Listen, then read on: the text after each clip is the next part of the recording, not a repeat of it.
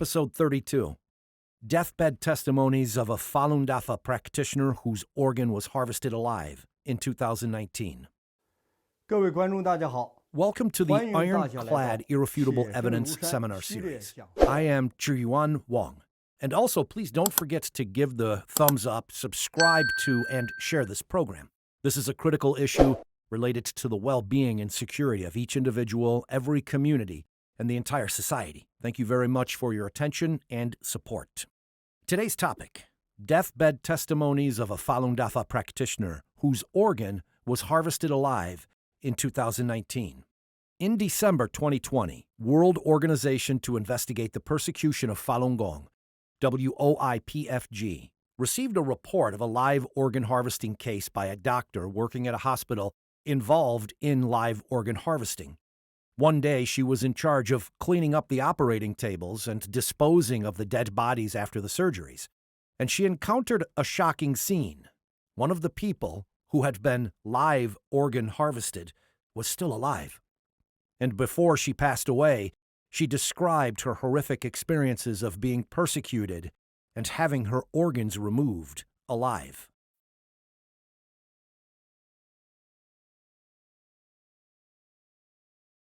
On April 28, 2019, at around 8 a.m., they, the live organ harvesters, brought people, donors, over to perform that kind of live organ harvesting operations, which had been carried out over a dozen times before. And we all knew about this, but no one dared to ask any unnecessary questions. The operations were performed very quickly. After the surgery completion, they left with what they wanted: the organs. We didn't know any of these people, as they were not from our work unit, and the people that came were different each time. We are the Infectious Disease Department of the People's Liberation Army, PLA, number 211 Hospital in Harbin. And the dead bodies after the surgeries are required to be disposed of as contaminants. That is, they would be sealed, sterilized, and cremated directly, without opening the packages in the middle of the process. That's why they had chosen to do such surgeries at our hospital. It would be very secretive and convenient to destroy the evidence here. On that day, they left as usual after finishing the organ extractions. I was responsible for the cleanup. And during the process, someone suddenly grabbed my clothes. I was startled and discovered that the person lying on the operating table, who had just been live organ harvested, was still alive. I checked and found that she had only one kidney removed. Her liver area was cut open, and her liver was not excised, supposedly due to some severe injury. Because of visceral damage, her other organs also remained, and they couldn't be used either. This person had obviously been tortured, with many wounds on her body. Due to the severe torture, the trauma to her internal organs was too serious, so there were hardly any usable organs. Her surgical wounds were not sutured, and in this situation it would be impossible for anyone to survive, so no one even thought that this woman would remain alive. She only said, "Help me," and then fell into a coma again. I acted on impulse at that moment, so I took her to the basement, where we store the supplies. Perhaps out of my instinct as a doctor, I couldn't just watch a patient die. So I injected her with some glucose, painkillers, and other simple medications, briefly sewed up her cuts, and started watching her by her side. At night, she woke up again. Upon seeing me, she asked for my help. I said, "Your condition is hopeless. There is nothing I can do." She said that she was well aware of her own situation, and she just wanted to make her ordeal public, so that everyone would know about the evils she had suffered. I said that I was incapable of helping her. She remained silent for a while, and then she started telling me her story. By then, I learned that she was a Falun Gong practitioner. I was terrified at that time, but since I had already started listening to her, I let her continue talking. She talked about a lot of things related to Falun Gong. I was so nervous and scared at the moment that I didn't hear much of it. Later, she talked about how the Chinese Communist Party persecuted them. all kinds of torture methods, various forms of abuse, and even the live organ harvesting. Many people had been subjected to such persecution. I was very shocked. I recalled that during my over 2 years at this hospital, I myself had been involved in several dozen such operations. It was horrifying. She went on to talk about the belief that good and evil would be repaid, the future of mankind, the meaning of life, the people's withdrawal from the CCP and its affiliated organizations, the Communist Youth League and the Youth Pioneers, for instance, as well as many other things. I reminded her that she didn't have much time left and that she should leave some messages for her loved ones so that I could convey them for her. She said that it was unnecessary, and she asked me again to help her redress the injustice she had endured and to expose these evils of the CCP. She continued to explain about humankind, life, and the universe, and many of her points made sense to me. In the end, she said that if everyone was afraid to stand up to evil, then our descendants would always be oppressed, and nobody would be able to escape, while slowly turning into slaves. Furthermore, currently, the entire world is in support of Falun Gong, and justice is awakening. She hoped that I could help her redress the injustice done to her and expose the evils here. I was moved by her spirit, which was truly amazing. I also found her remarks very reasonable, but I didn't know what to do. She asked that I could just follow her instructions. In the end, I promised to help her as much as I could. So at her request, I recorded her last words. She briefly narrated her ordeal again and greeted the master at the end. She shouted, "Falun Dafa is great," twice. I really admire her courage and spirit. This continued until after midnight, and I was exhausted. She left me the address of her 2 friends and said that they didn't use phones, so I had to visit them in person. Then I went home to take a rest. Early next morning, when I came back, she had already passed away. She seemed to have left peacefully.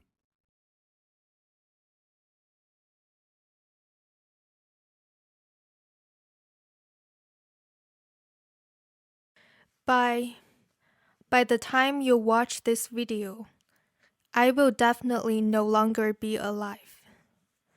Please remember that I am a Falun Gong disciple, persecuted to death by the CCP through live organ harvesting. My name is Zhang Xiuqin. I was taken here this morning, and one of my kidneys was removed by force. As you can see, I'm still alive right now. This is the live organ harvesting that the evil party has never dared to admit to. Several dozen people who were detained with me have been taken away one by one, and their whereabouts are unknown. The number of Falun Gong practitioners who have had their organs harvested alive over the years is uncountable. Let such evil and inhumane crimes be exposed as soon as possible. Let all crimes cease. Let innocent people no longer be abused and slaughtered for their faith. I hope that my death will awaken the conscience of the world's people. Now, let me tell you about my experiences of being persecuted over the years. My name is Zhang Xiuqin.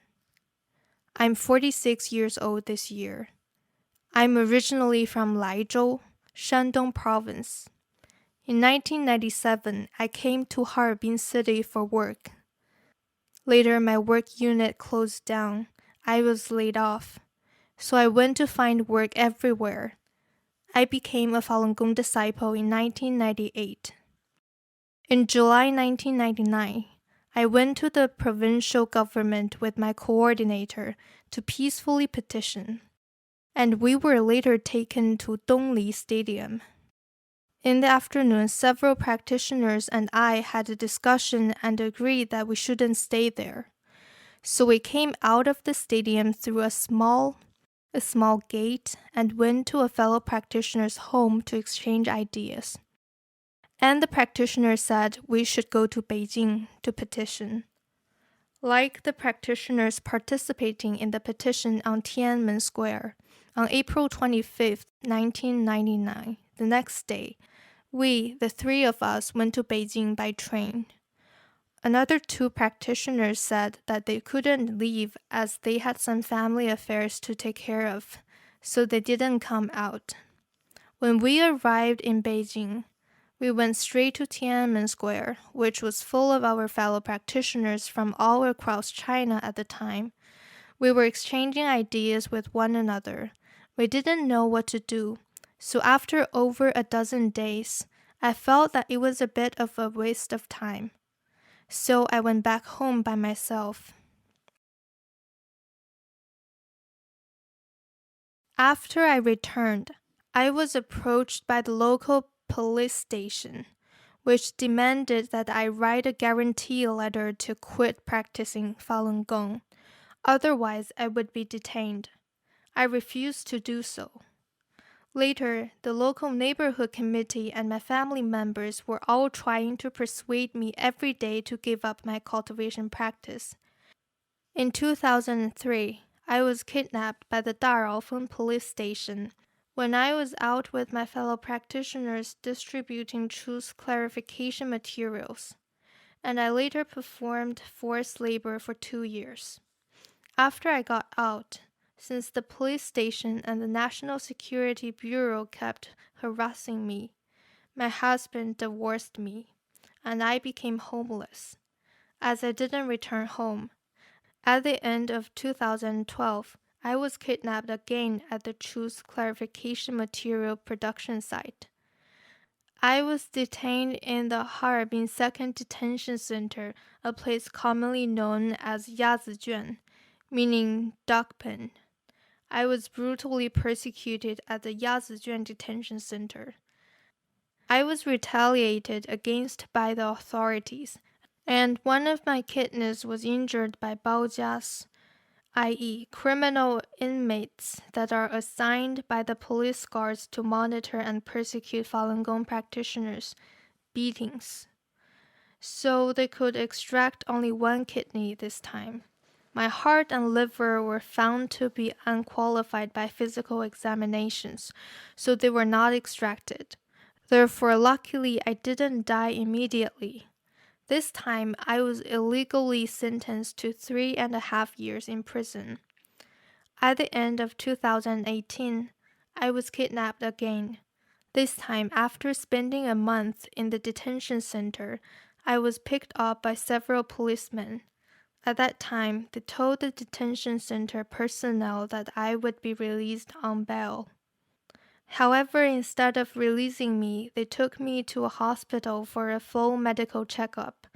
They lied to me that they were giving me a physical examination. Later, they took me to a basement where my head was constantly covered by a hood. I don't know the location of this basement. There were more than a dozen people detained here, and I later learned that they were all my fellow practitioners. Our family members were not concerned about us. We had all been homeless. So maybe such practitioners would be chosen to be organ harvested alive.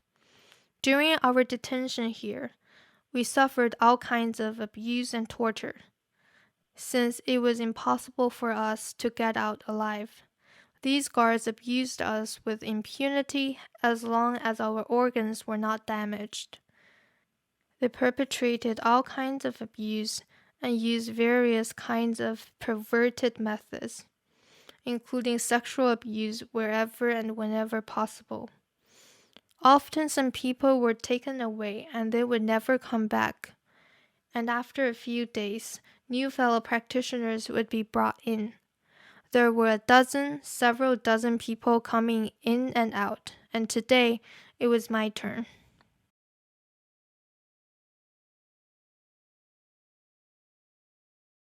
Here is more on the persecution endured by Zhang Xiuqin before her organ was harvested alive. Before being arrested and imprisoned, Zhang was subjected to a thorough medical examination. After my arrest, I was detained at the Harbin Second Detention Center, a place commonly known as Yaziyuan, meaning duck bin. After being in detention for about 2 months, some other fellow practitioners and I were put into one brainwashing class, which was run by a deputy director of the second detention center. Her name was Wu Yanli, and the brainwashing class full name was Wu Yanli Education and Transformation Base. It was located inside the women's detention center. The people in the brainwashing class were all female fellow practitioners. Many people were transformed.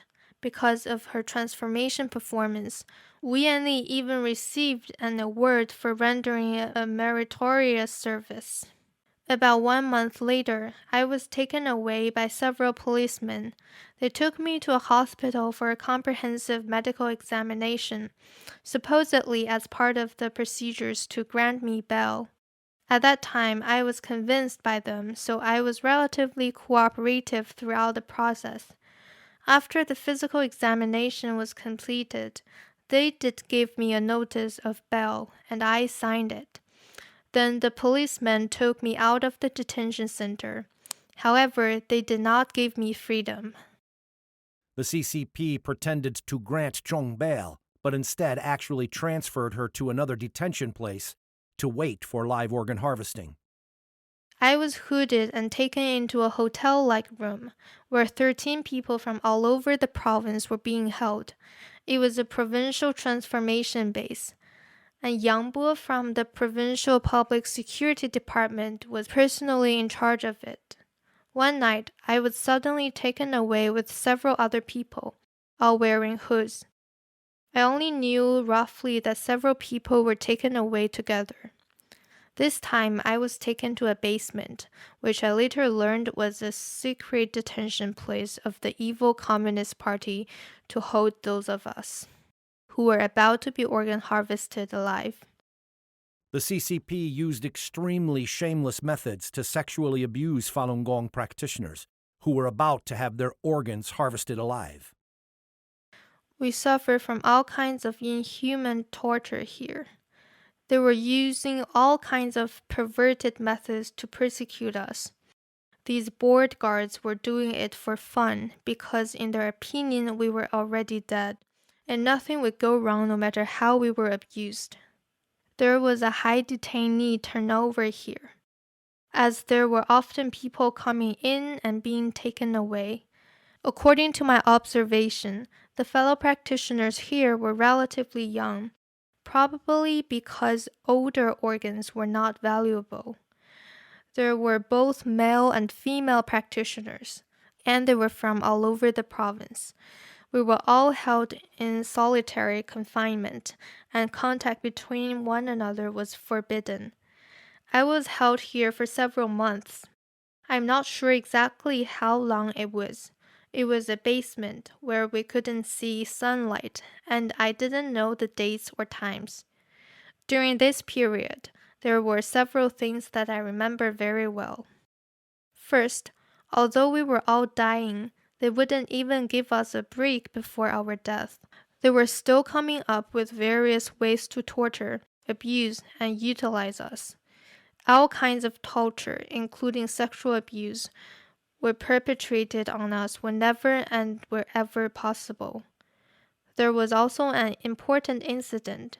They would bring those transformed fellow practitioners who were willing to work for them as special agents to personally abuse us, supposedly for the police to have something on these agents. The main method was rape. I feel that these male fellow practitioners should have been drugged, as they completely lost control of themselves, which was different from the sexual abuse from the police guards. In the latter case, our hands and feet were bound, so we couldn't resist. However, when these fellow practitioners came over, we were free to move around, so it would be real rape, and next to us, there were people videotaping the entire process. And female agents would rape our male fellow practitioners. Second, one day 2 police officers were quarreling here, In the room next to my cell, they were very loud. One was the senior captain of the Dali National Security, named Zhao Lu, and the other was one of his subordinates named. His name is kept confidential for now. I heard these names when they yelled at each other during their quarrel. Accused Yang Bo of using the recruitment of the special agents to defraud the state of funds and threatened to report this to the Discipline Inspection Commission. Zhao Lu said everyone is doing the same. All national security and intelligence departments are playing the same game. Do you think that Yang Bo is really working hard to recruit those special agents to attack Falun Gong? Who would do something without benefits? They also mentioned some specific incidents of using secret agents to defraud the government of funds, involving Han Wei and Zhu Chunrong. The state provides a lot of funds to each agent, and there are also various rewards, including intelligence fees and even more rewards for spies with outstanding achievements. In the end, Zhao Lu should have given this policeman some benefits, and things calmed down.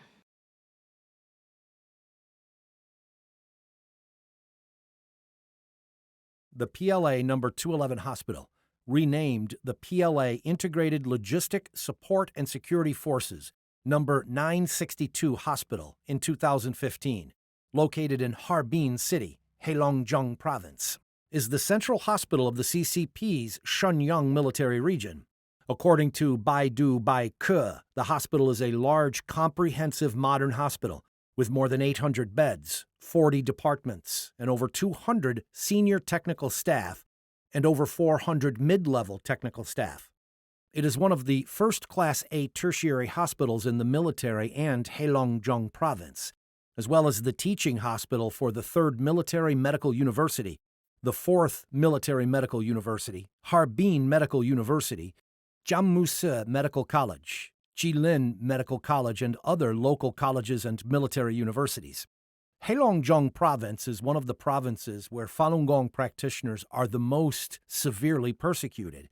In Harbin City alone, there have been 7 prisons and labor camps, which were all closed, with the detained practitioners having been transferred to other prisons and brainwashing classes, detaining tens of thousands of Falun Gong practitioners.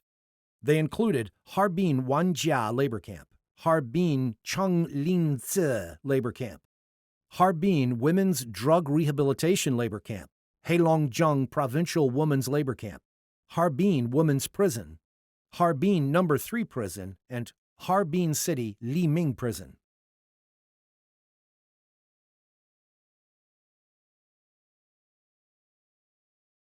Later, the witness had the remains of female Falun Gong practitioner Zhang Xiuqin, who was murdered by live organ harvesting, frozen and preserved, and she reported this case to WOIPFG, and our organization has later received the victim's remains. With the help of the witness and many other people with a sense of justice, we broke through the CCP's blockades and overcame various difficulties, and after nearly 2 years of hard efforts, we have finally identified, photographed, and videotaped the victim's remains. And we have comprehensively organized and analyzed the case so that this case of live organ harvesting can be systematically and clearly presented to you. This is the first case of live organ harvesting in the world to be fully disclosed, and it is another strong piece of evidence to expose the CCP's evil crimes.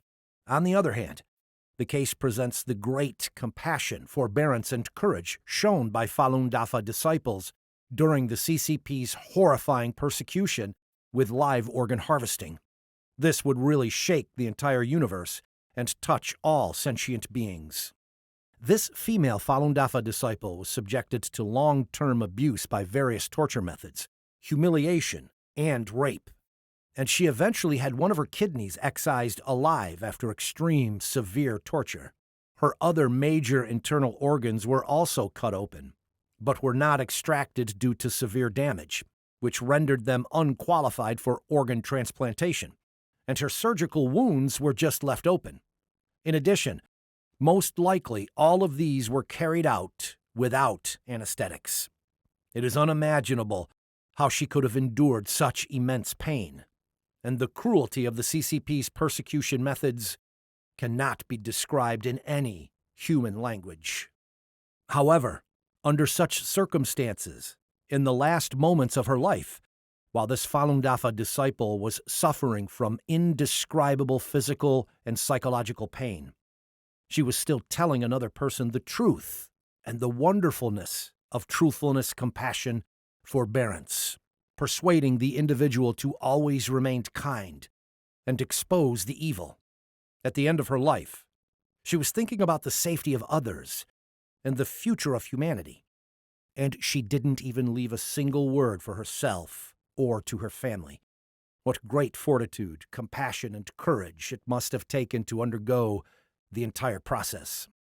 This horrendous case is just one example of the mass extermination campaign launched by the CCP to harvest the organs of living Falun Gong practitioners. Then what is the actual situation?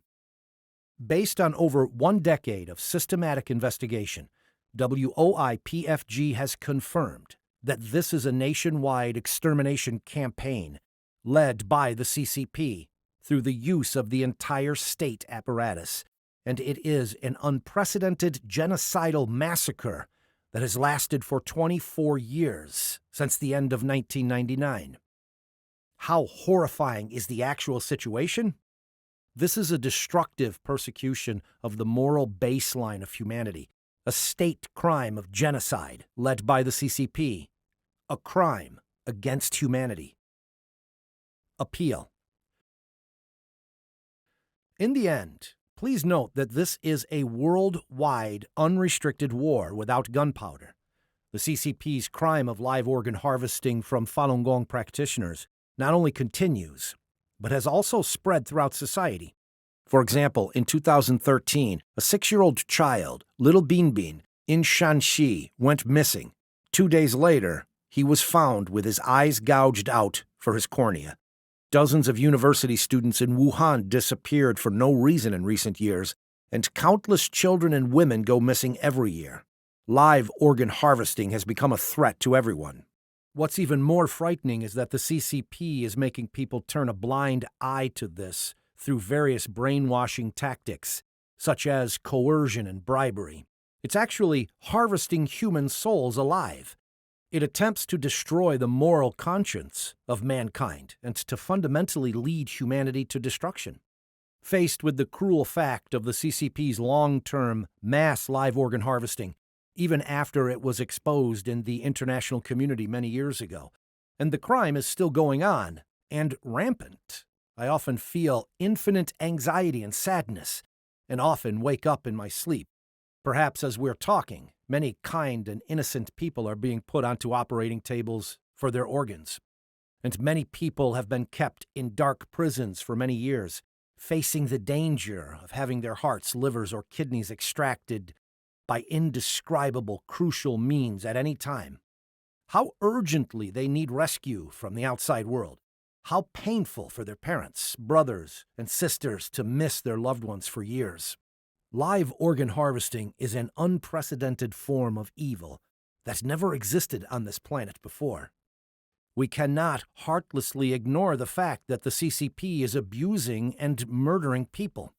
We cannot watch the CCP flagrantly destroy mankind's moral baseline with lies and financial lures to bring the entire human race to destruction without taking action.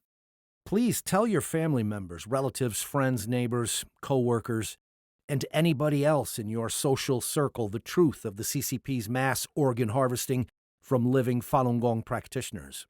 Please let the whole world know the truth and stand together to put a stop to the CCP's crimes against humanity. This is a self-defense war of the entirety of humanity, and it is related to the well-being and security of each individual, every community, and the entire society. Thank you very much for your attention and support. Friends, I would suggest you sign the petition in the section called Disintegrate the CCP and End the Crime of Live Organ Harvesting to show your support, thus making your contribution. This is the end of today's program. Thank you for your attention and support. World Organization to Investigate the Persecution of Falun Gong, WOIPFG, was founded on January 20th, 2003. It is based in New York with branches in Europe, Australia, Asia, and Canada. WOIPFG's mission is to investigate the criminal conduct of all institutions, organizations, and individuals involved in the persecution of Falun Gong. To bring such investigations, no matter how long it takes, no matter how far and deep we have to search, to full closure, to exercise fundamental principles of humanity, and to restore and uphold justice in society. The principle of our investigation holds that those who have committed crimes shall be brought to justice. Individuals shall bear the same responsibility for their involvement in their organization's crimes, and those instigating the persecution shall bear the same responsibility of those who have physically carried out the persecution. We intend to uproot state-sanctioned crimes and safeguard human morality. The criminal conduct of all individuals within organizations, units, and departments involved in the persecution will be thoroughly investigated and brought to justice.